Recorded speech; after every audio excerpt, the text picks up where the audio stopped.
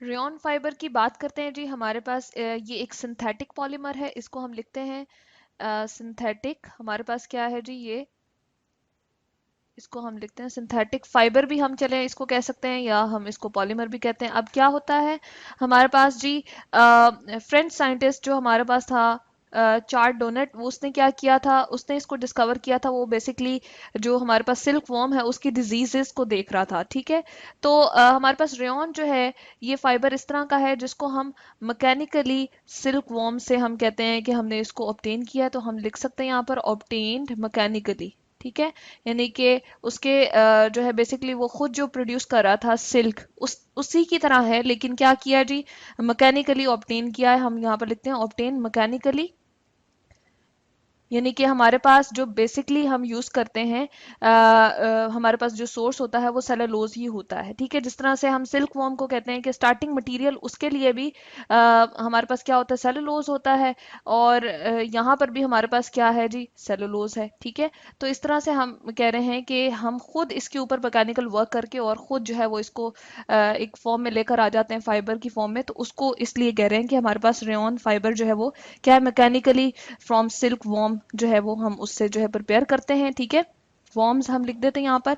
इसके अलावा हम कहते हैं कि बेसिकली सिल्क वॉर्म हमारे पास क्या करता है, मलबरी के ट्रीज के ऊपर वो मौजूद होता है और वहां से वो सिल्क सॉरी सेलुलोज जो है वो क्या करता है, डाइजेस्ट करता है। तो यहाँ पर लिखते हैं मलबरी, जो शहतूत के हमारे पास दरख्त होते हैं उसके ऊपर मोस्टली ये पाया जाता है, ठीक है।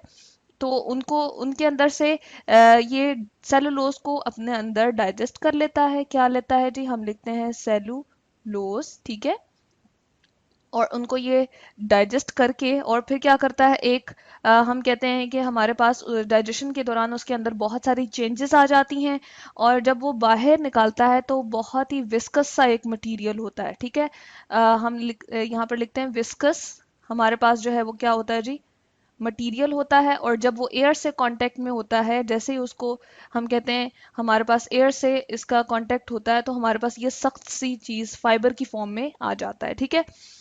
और इस तरह से हम कहते हैं कि हमारे पास क्या बन जाता है, सिल्क थ्रेड की फॉर्म में आ जाता है, ठीक है। तो उसको हम कहते हैं सिल्क फाइबर या सिल्क थ्रेड हम कह देते हैं, ठीक है। तो इस तरह से अगर आदमी खुद कर ले, यानी कि हमारे पास ये मैन मेड अगर हो जाए यही प्रोसेस सारा, मैकेनिकली हो जाए, तो उसको हम क्या कहेंगे, रेयॉन फाइबर, ठीक है। तो इस तरह से हम इसकी एक टाइप भी देख लेते हैं जी। हमारे पास होता है विस्कोस रेयॉन। यहाँ पर हम लिखते हैं विस्कोस रेयॉन। ये किस तरह से हम बनाते हैं, हमारे पास किस तरह से ये बन जाता है फाइबर। बेसिकली हमारे पास ये इस तरह से बनता है कि हम सेलुलोज लेते हैं, ठीक है, जो ये हमारे पास है।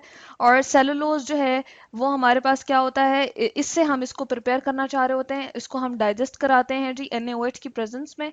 जब NaOH इसमें हम ऐड करते हैं, हम लिखते हैं जी यहाँ पर हमारे पास आ जाएगा, जब NaOH हम ऐड करेंगे तो ये डाइजेस्ट हो जाएगा। बिल्कुल इस तरह प्रोसेस हो रहा है ना, कि सिल्क वॉर्म जिस तरह है वो सेलुलोज मलबरी की ट्रीज से लेता है, ठीक है। और फिर क्या करता है, अपने अंदर उसकी डिफरेंट चेंजेस आ रही होती हैं। तो इस तरह से यहाँ पर भी है कि हमने क्या लिया, हमने जो है वो सेलुलोज ले लिया और फिर इस तरह से क्या हो रहा है, उसकी डाइजेशन होती है और फिर उससे कार्बन डाइसल्फाइड को पास किया जाता है। तो हमारे पास जो है सोडियम सेलुलोज जिंथेट बन जाता है। इसका अगर हम केमिकल सारा इसका प्रोसेस देख लें, हमारे पास होगा जी ROH, ठीक है। इस तरह से हमने लिखा। उसके बाद कार्बन डाइसल्फाइड की हमने बात की थी, CS2 की, और साथ में हमने NaOH की चूंकि बात की, तो हमारे पास ये सारा का सारा केमिकली इस तरह से ये फॉर्म हो जाएगा, ठीक है। ये हमारे पास बन जाएगा सोडियम सेलुलोज जिंथेट, ठीक है। हमारे पास ये NaOH में जो है वो सॉलेबल है, ठीक है। उसके बाद हम कहते हैं कि इसकी विस्कोसिटी बहुत ज्यादा होती है, हाई विस्कोसिटी होती है, ठीक है। हाई विस्कोसिटी की वजह से हम इसको क्या कहते हैं जी, हम कहते हैं यहाँ पर हम लिखते हैं हाई विस्कोसिटी, ठीक है, विस्कोसिटी। तो इसकी वजह से हम इसको कहते हैं विस्कोस रेयन, ठीक है। ये नाम दे दिया जाता है। अब हमारे पास क्या होता है कि ये सिल्क की तरह ही होता है, इसको आर्टिफिशियल सिल्क भी हम कह सकते हैं। इस तरह से अगर हम कहें कि चलें हम इस तरह से बता देते हैं कि ये हमारे पास जो है ये क्या है जी, सिल्क की तरह ही होता है। सिर्फ इसलिए हमारे पास है कि सिंथेटिक क्यों हो जाता है, कि इसको हम खुद प्रिपेयर कर रहे हैं, ठीक है। अगर हम इसको देख लें मुख्तलिफ जगहों पे जो हम यूज़ कर रहे होते हैं, वो हमारे पास इस तरह के जो है वो इसके थ्रेड्स आ जाते हैं। ये विस्कोस रेयन है, ठीक है। इसी तरह से हमारे पास एक और आ जाता है जी, इसको हम देख लेते हैं, ये भी हमारे पास विस्कोस रेयन है। और साथ ही साथ हम इसको एक और फॉर्म में भी देख लेते हैं कि हमारे पास जो है वो चेंज्ड फॉर्म में किस तरह आ जाता है जी। ये इसकी डिफरेंट हम देख रहे हैं कि हमारे पास जो है वो बहुत सारे हम क्लोथिंग वगैरह में इसके जो है थ्रेड्स वगैरह देख सकते हैं बहुत, जब हम इसको करीब से देखें। अच्छा, यहाँ तक प्रोसेस हमने कहा था कि हमारे पास जो है वो सोल्यूशन जो है वो NaOH में सॉल्युबल होता है, इसको हम लिख सकते हैं सॉल्युबल इन NaOH। इसके बाद हम सोल्यूशन को क्या करते हैं जी, हम एक स्पिनरेट के अंदर जो है वो हम H2SO4 का बाथ देते हैं, ठीक है। यहाँ पर हम लिखते हैं हम इसको जो है फोर्स सोल्यूशन को फोर्स्ड करते हैं, किससे जी, एक स्पिनरेट से। यहाँ पर लिखते हैं हमारे पास एक जो है स्पिनरेट होता है और उसमें क्या होता है, हमारे पास बाथ ऑफ सल्फ्यूरिक एसिड होता है। यहाँ पर हम लिखते हैं उसमें से हम क्या करते हैं जी, इसको गुजारते हैं बाथ ऑफ H2SO4 लिख देते हैं। और उसके बाद हमारे पास ये सिल्क के थ्रेड्स जो हैं वो फॉर्म होना शुरू हो जाते हैं, प्रेसिपिटेट होता है। और पीपीटीज हम कहते हैं कि प्रेसिपिटेट होने के बाद ये हमारे पास क्या बन जाता है, ये हमारे पास फाइबर की फॉर्म इख्तियार कर लेता है, ठीक है। यहाँ पर हम लिखते हैं प्रेसिपिटेटेड, ठीक है, प्रेसिपिटेटेड। और फिर हमारे पास फाइन थ्रेड्स बन जाते हैं जिसको हम कहते हैं रेयन फाइबर, ठीक है। और ये जो हमारे पास आर्टिफिशियल सिल्क होता है, ये हमारे पास सस्ता होता है as compare to cellulose acetate silk या फिर नाइट्रोसेलुलोज सिल्क से, क्योंकि हमारे पास और ये आर्टिफिशियली बहुत ज़्यादा लार्ज अमाउंट में जो है वो क्या किया जाता है जी, क्वांटिटी में इसको प्रोड्यूस किया जा रहा होता है, ठीक है। और इस तरह से इसकी प्रोडक्शन जो है बहुत ज़्यादा हाई हो रही है, क्योंकि ये हमारे पास चीपर है ना, सस्ता है, तो इसलिए इसकी प्रोडक्शन लेवल हम देख रहे हैं कि बहुत ज़्यादा इंक्रीज़ किया जा रहा है।